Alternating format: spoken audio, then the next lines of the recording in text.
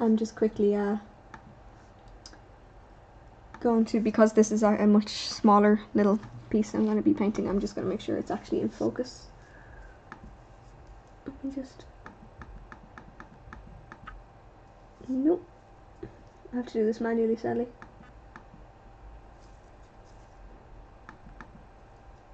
There.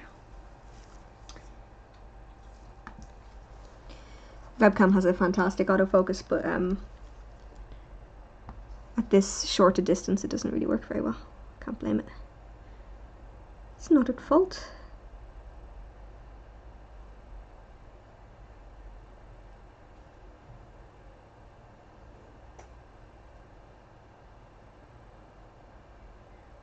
Oh yeah, so what I was saying just before I went offline was that I can remember the models I first painted with an airbrush. I was so happy. My airbrush had just arrived, my compressor had just arrived. I had no idea what to do. Didn't know what PSI I should be using. Didn't know how to like take an airbrush apart and nothing. So it really was learning the hard way. And I had some Eldar to paint, and I had to paint them red, and at the time I really struggled with red. I found red really difficult to paint for some reason.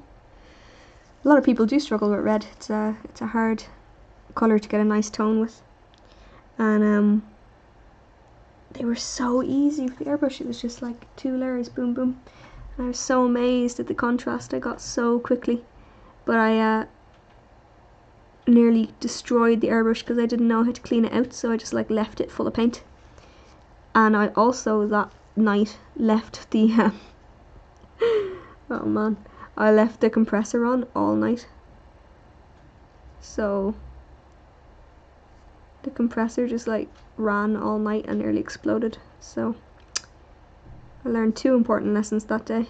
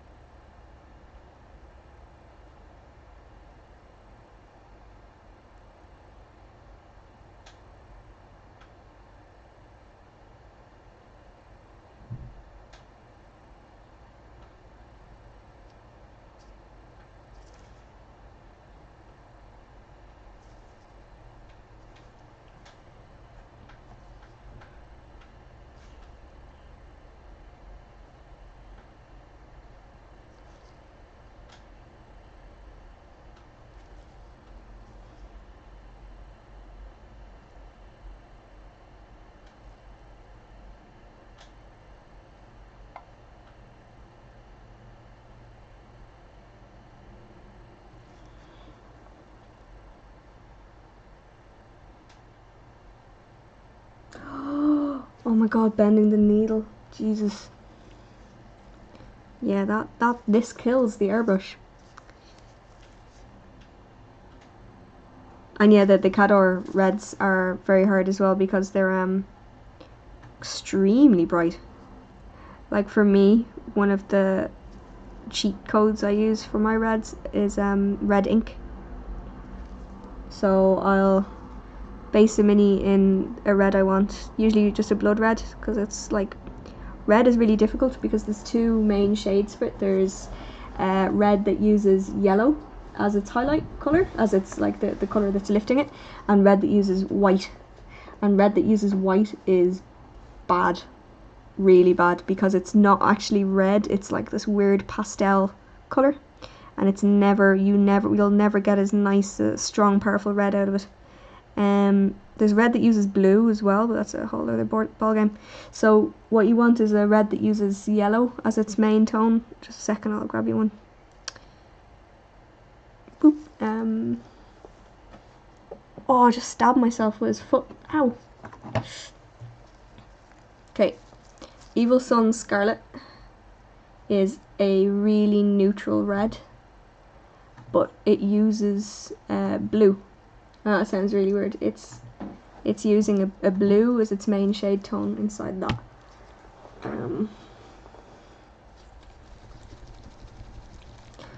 Bloody Red is slightly orangier.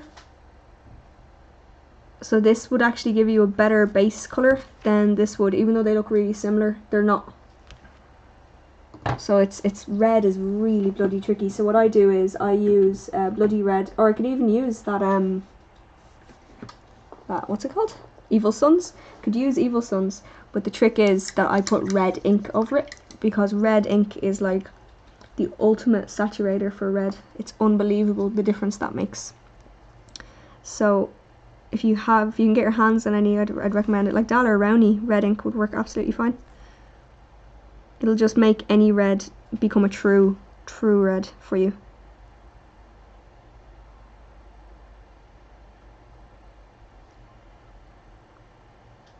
It's really useful.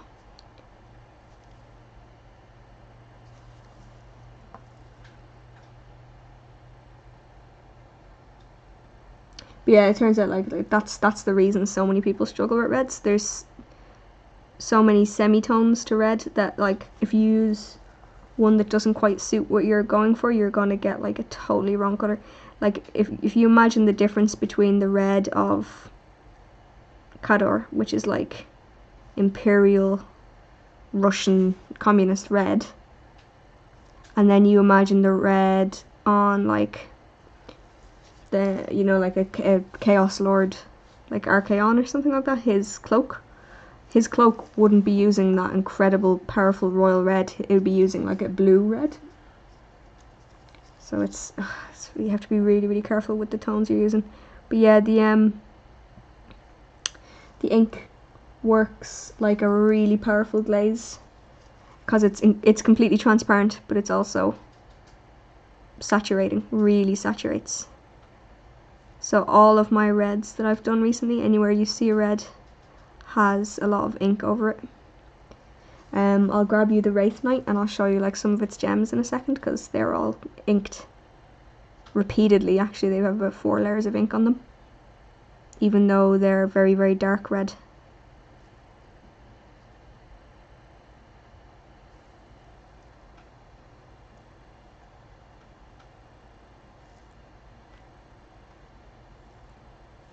I'll grab it for you now. Hold on, just 1 second.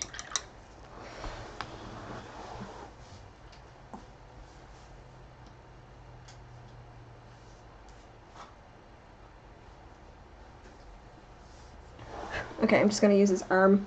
I'm going to bring this up. Look at that red. Like that red, I hope that's in focus. Let me bring it down back.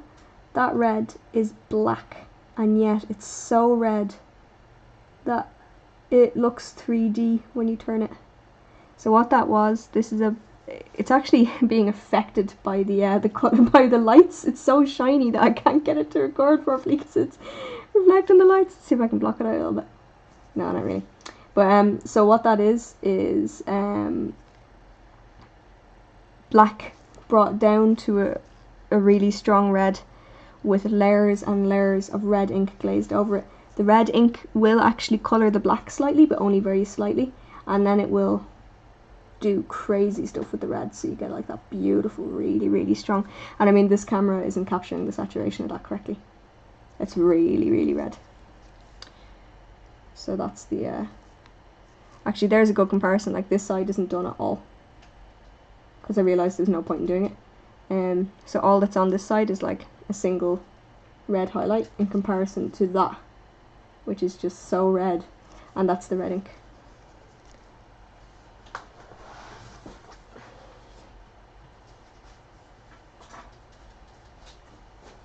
So it's one of those things that people, I mean, there's so many little tricks like this that nobody talks about. When was the last time someone mentioned inks, you know? But yeah, they're amazing. And they used to be like a staple of painting, because they were, I mean, the inks I have came with my Games Workshop paint set that I bought years ago. So I mean, they were included in there. They were really commonly used, but for some reason nobody uses them anymore. They're not part of like the basic painting setup like they used to be. I don't know why. Maybe GW wanted to start selling other products that were similar to inks, like the washes. and didn't want people using the cheaper, easier to get inks.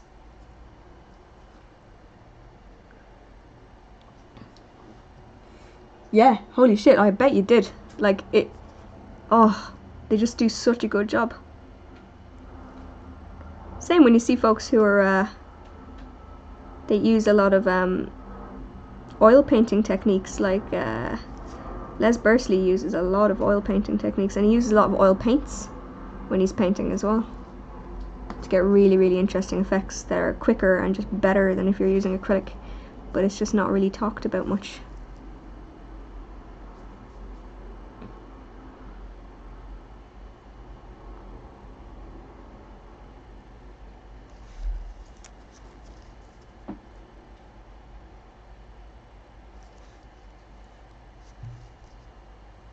I've never tried oils either. I think they'd scare me. But I like watching videos of people using them. I'm like, oh god damn, I want to do that.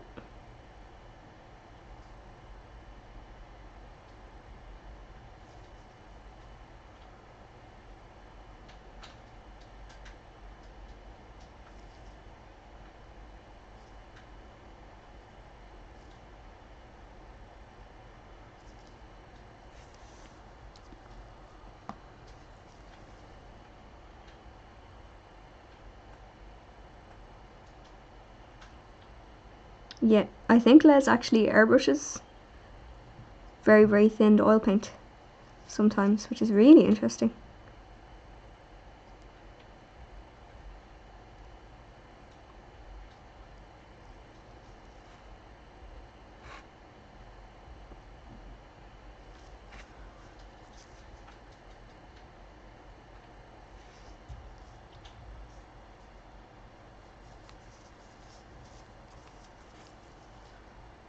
Yeah, people use them for weathering a lot. You get really nice weathering effects with oils.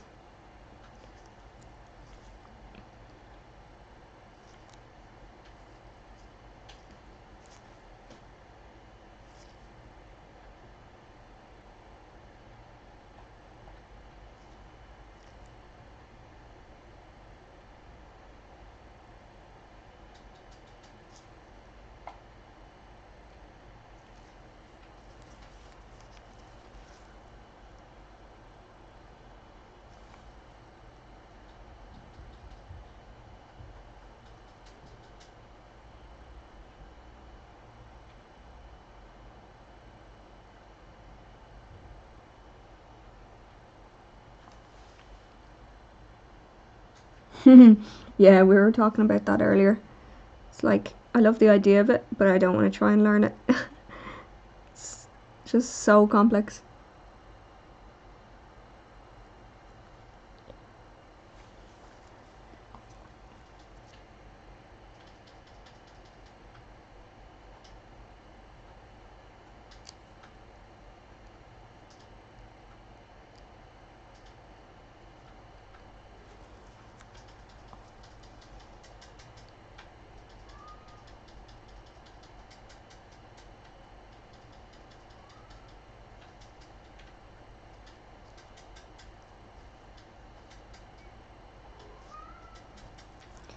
Minnie.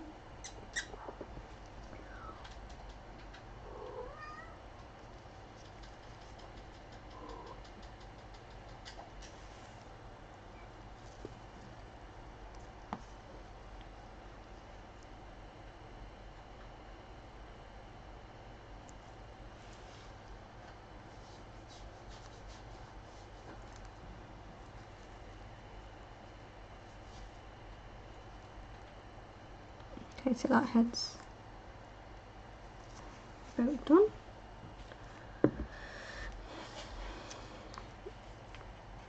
This is indeed going to take quite a long time to get done.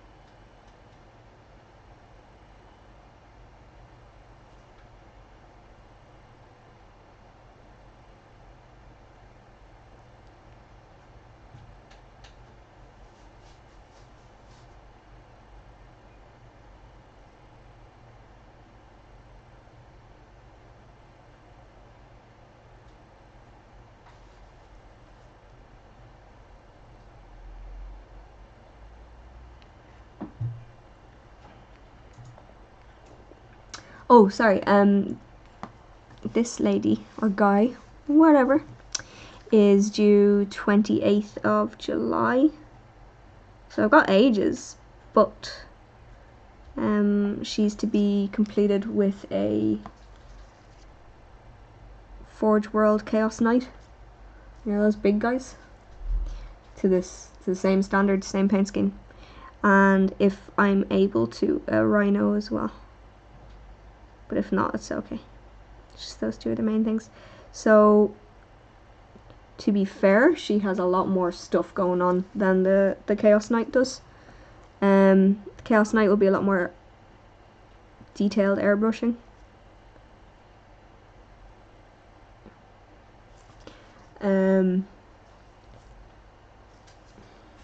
Whereas this is a lot more like horrible little pokey areas that you have to be super careful to only hit with the brush.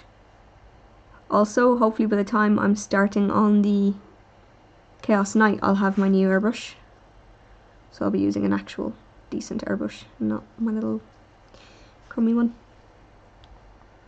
Which hopefully will make a difference. The Chaos Knight will not say knee. How dare you? Or eki fatang.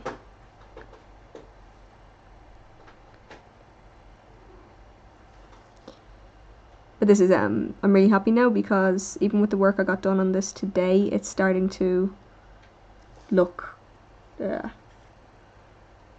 way it's meant to. I got, well, I am getting as a birthday gift from my lovely boyfriend a Iwata Eclipse. So like it's not like one of the ultra high end ones, but it's a decent one. And it's gonna offer me a lot more flexibility than what I currently have, because what I currently have is like, I mean it's really just for base coating, but I've learned to use it to do some basic detail work.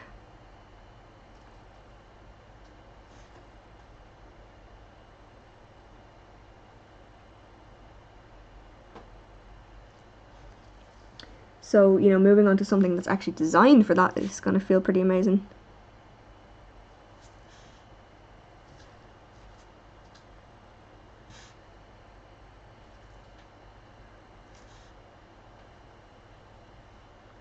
Actually, that sentence is how I paint in a nutshell. I always seem to start on something using a tool completely not meant for it. Like, you know, when I started painting, I only used cheap synthetic brushes. You know, the ones that fork after like 2 minutes. And I painted with those for 10 years. Before I was like, maybe I should actually use real brushes. I'm the same with everything. Oh no, I don't need to buy that paint, I'll just mix it. Stop going and buying it. Oh no, I don't need to get a proper airbrush, I'll just use this super basic one. No, how about I actually go get a real version? So, I'm excited to try out the Iwata. Oh no, my coffee! My coffee! Poor coffee gone cold. Oh, check it, can you see my mug? It's awesome.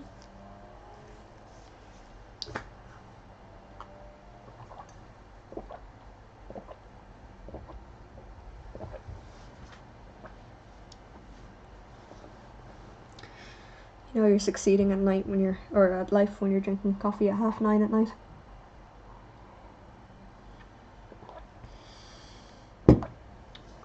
So just going to do a quick little stretch, just because I do have a bit of an RSI problem in both of my wrists. Good job me. So I have like these little stretches I do that help prevent it flaring up. Yeah, I know, right? You use these crappy brushes because you've convinced yourself that they're fine, and you use them for years, and everyone's like, hey, Series 7s will change your life, and you're like, nah, they won't. You're just blowing them out of the water, you know, you're blowing smoke up my bum, this isn't true, they're not that great. And then years later, you actually go and buy one, and as you're using it, you're like, oh god, why did I not just get one of these sooner? what have I been doing?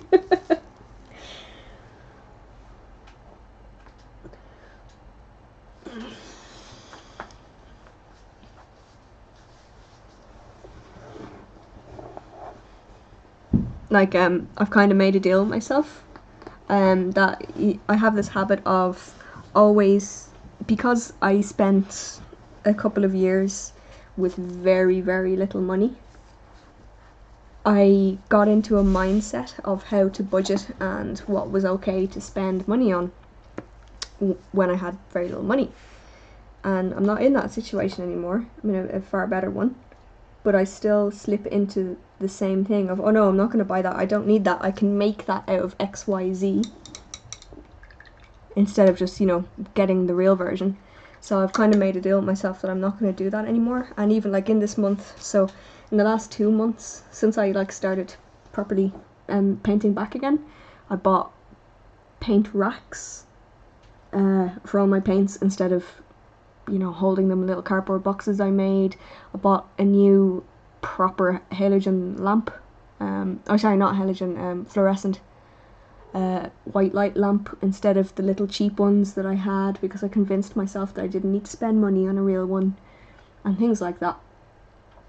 And the difference it has made, I just feel really stupid. I should have done it ages ago. I shouldn't have been messing around with just buying cheap little things and saying they were fine. I should have just spent the extra 20-30 euro and gotten a good version of whatever I was buying. It makes a huge difference, and that's these started me on the track of that, because as soon as I started using Series 7s, I was like, wow, the difference between these and what I've been using has actually been, I've been crippling myself by not using these.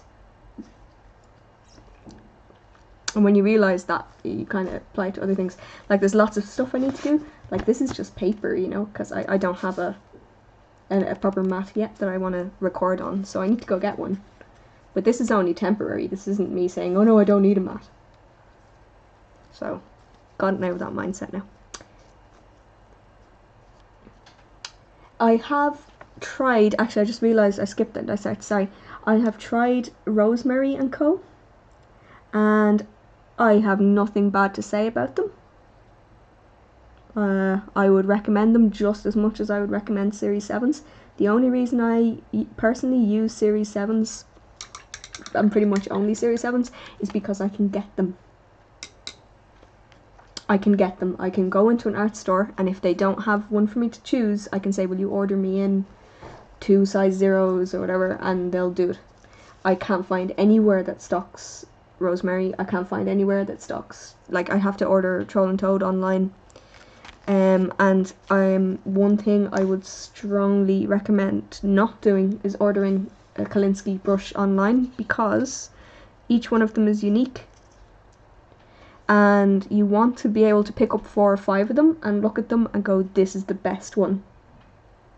This has the best point, this has the thickest belly, this has the longest tip. You want to judge them and take the best one with you, because they're not cheap. When you order online, you have no choice. You are getting whatever brush they choose for you. And yeah, I'm sure it's a fine brush, but you could have gotten a better one if you had gone and chose yourself. So there's some advice.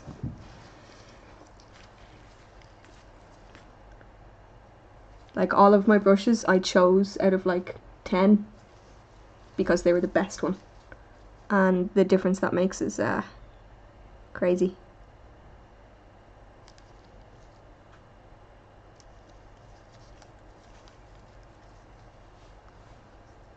Talk to you in a bit.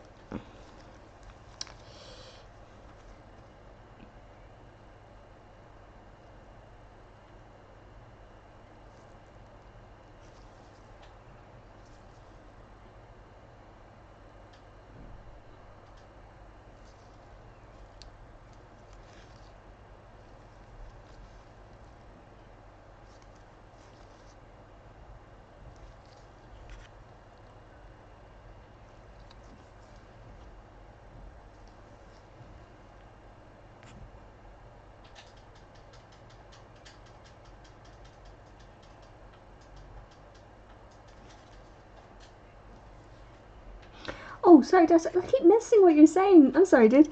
I'm just gonna get a mat that I can, you know, I'm thinking actually a grey mat, or even, to go crazy, a black mat.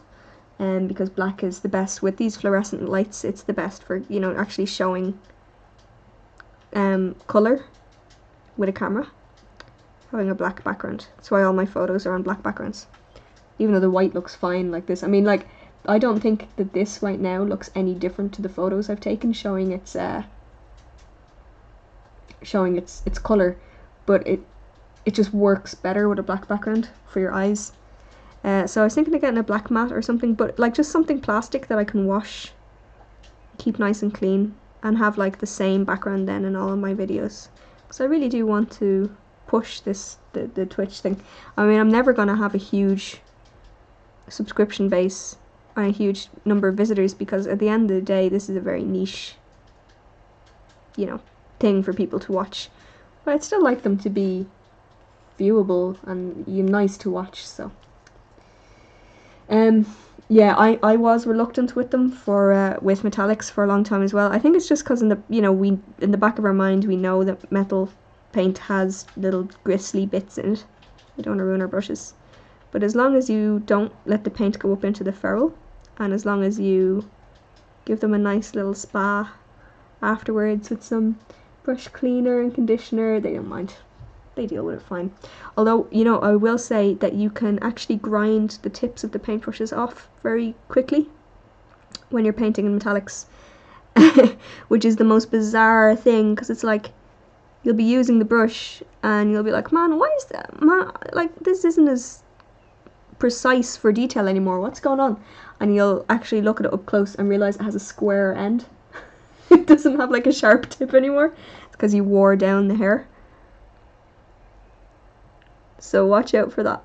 But to be honest, like even a Series 7 or a Kolinsky brush that has got its tip worn down, you'll just use it for something else. I mean, Jesus, I've got so many of these because I replace them. Like, this brush I've been using non-stop for like 5 months and it's fine. But once it goes dull, I'll just retire it from detail work and I'll use it for like painting in big flat areas. It'll still be used, just not for like doing tiny little details.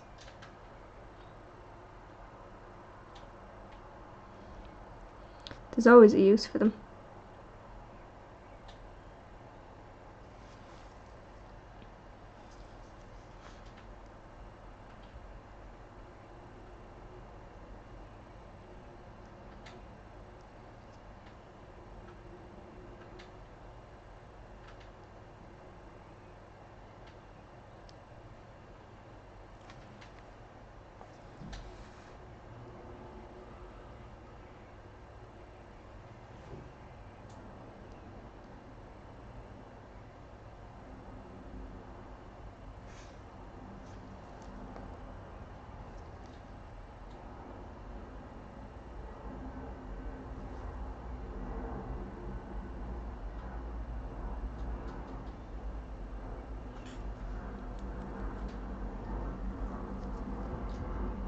It is a little bit.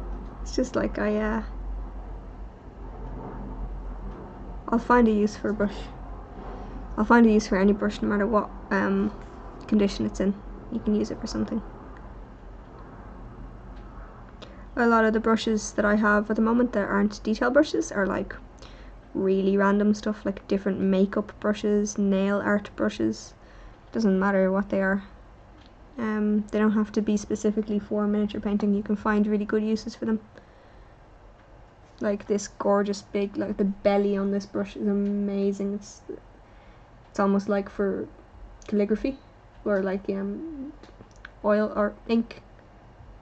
Oh god, what's it called? You know, writing in kanji. I forgot what it is. And the belly on that brush is unreal. So like if I'm inking big areas or I'm washing areas, I use that, and that's like a cheapo little brush I got in a set, you know, like one of those little sets you get in pound stores and euro stores and stuff.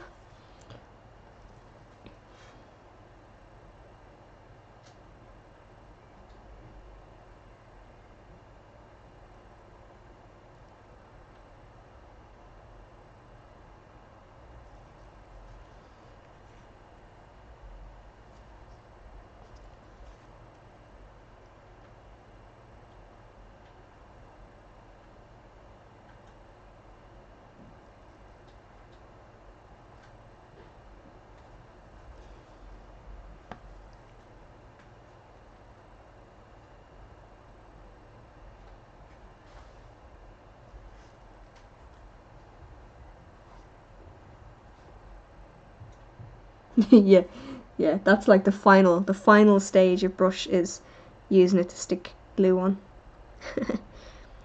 Yeah, I know it is a bit strange, but I think it's just because the metallics have the little bit of a flake within them, because you know they're slightly grainier, because they have the little suspended bits of the metal pigment. I think that's what does it.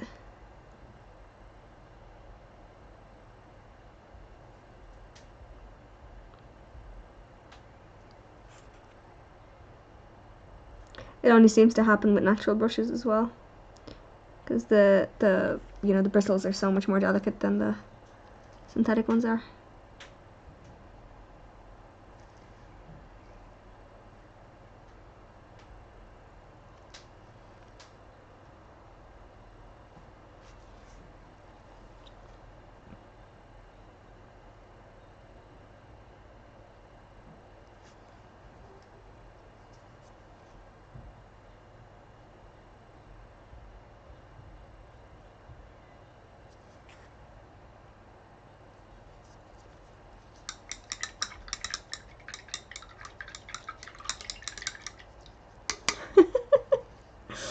What does he do with them?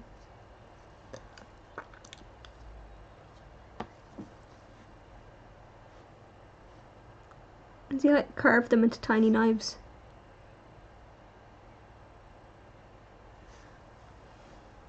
Oh, it's so much better, isn't it? Look at that. What a difference that made. Holy crap. So you're starting to see what this model is meant to look like now, even though this is the first layer of metallics. Oh, it's so much better. Okay, starting this side. I think I'll send some photos of this to the owner tonight, because he hasn't, like, he's only seen the really basic stuff, so showing him like, oh look, here's some detail work done, I think he'll be quite happy.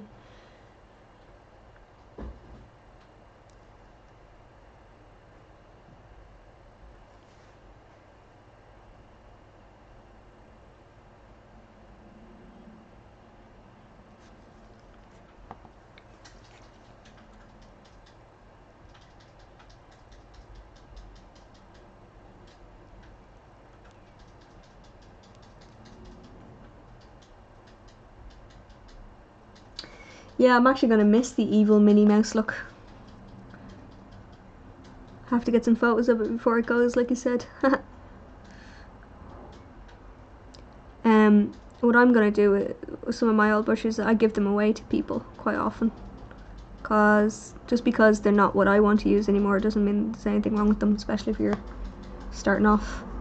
My boss at work is having a baby very soon, and she's been saying, like, she watches these streams, she's lovely, and she was like, oh, I'd love to try this out. I used to, you know, she's really arty and she'd love to try it out. So I said to her, when she has the baby, I'll come over and I'll bring her, like, you know, some basic paints and some brushes and some figs, because I've got loads of orcs and stuff. And she was thrilled.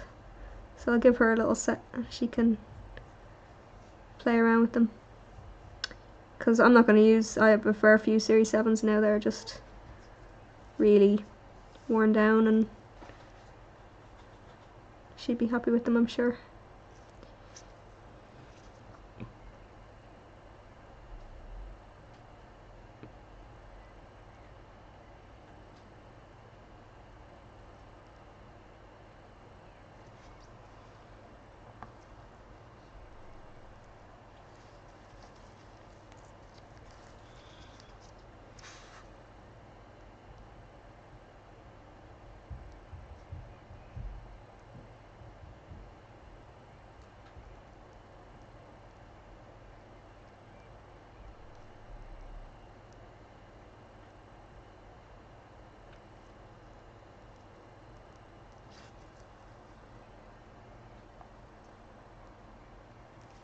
Yeah, well, that's what she said. It's like when you have a baby, it's like the first couple of weeks you're very, very, very distracted anyway. But she's going to be housebound for months. And she's going to be bored quite quickly. Especially with a newborn, because he's going to be sleeping quite a lot. So and give her something she could do. It isn't just watching TV, because she's so creative. She can't sit still for 5 minutes. She loves doing things.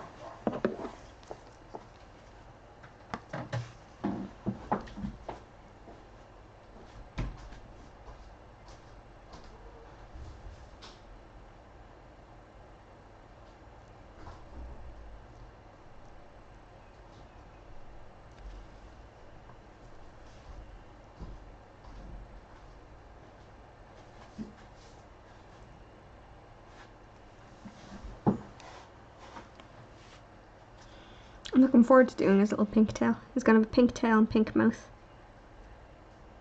just to kind of offset the blue and the gold. It's gonna look really good. It needs that little bit of red, because it has, you know, you can stick with a blue tone for an entire figure if you want, but like you need that touch of warmth. And even though the gold will be quite warm, it's gonna be this deep brown as the base, not like a red. So the pink is gonna help out a lot.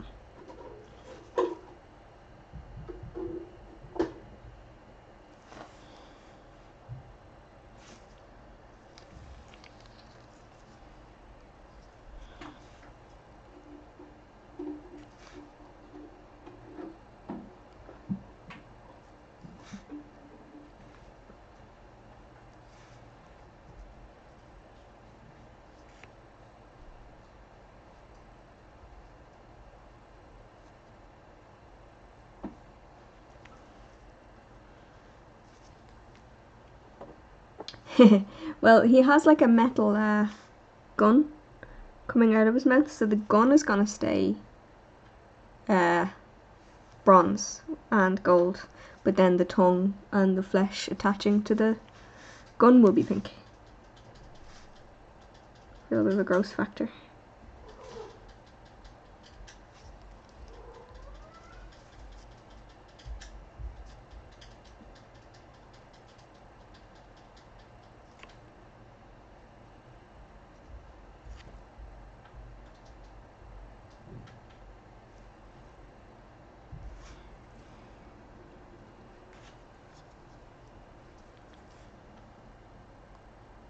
I'm just trying to make sure I get the base coat right into the edges. Yeah, he does agree. That was his hello noise. Just comes in and makes that noise and he leaves. Pay attention to me. And he's gone.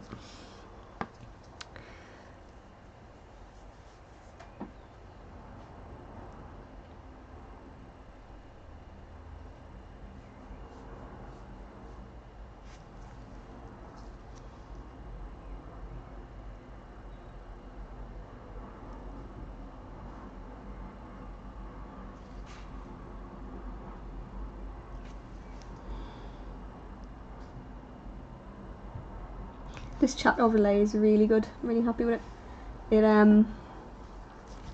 It's really simple. It logs into your channel and just reads the chat and then pastes it over in a little overlay through your stream software. much easier to set up than the one I was trying to look at before.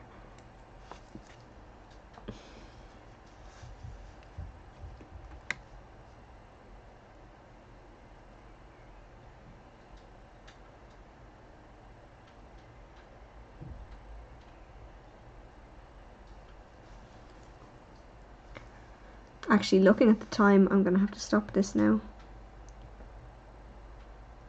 I'm in work tomorrow, so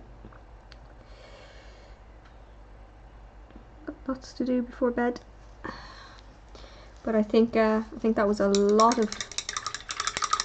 of progress today, like a huge amount of progress today. So I'm really happy with that. Like the difference that makes is absolutely crazy. So I'm really happy. The whites are looking lovely.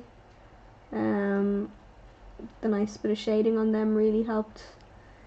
Looks like a horrifying Minnie Mouse. It's got that going for it. Getting the base gold details down made a huge difference, especially on the neck.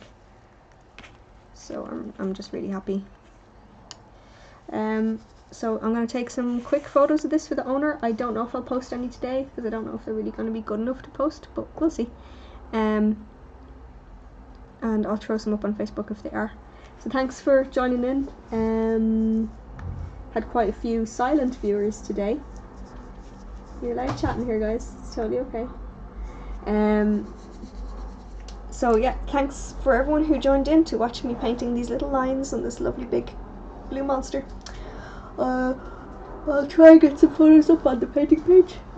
So I'm just going to link it in for anyone who is watching and doesn't have it.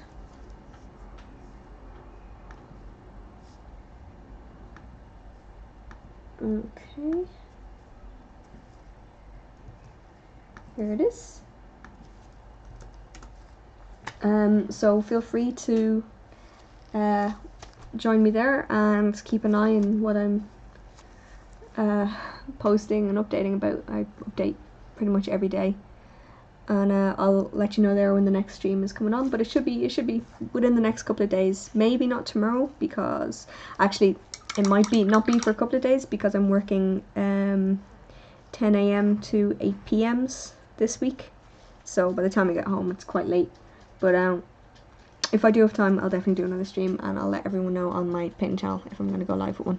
So thanks again to everyone for joining in. Oh, I'm moving the camera. I'm moving the camera. Oh, I've ruined everything. Oh well. I'm just going to clean my brush now. So bye bye everyone. Have a lovely night.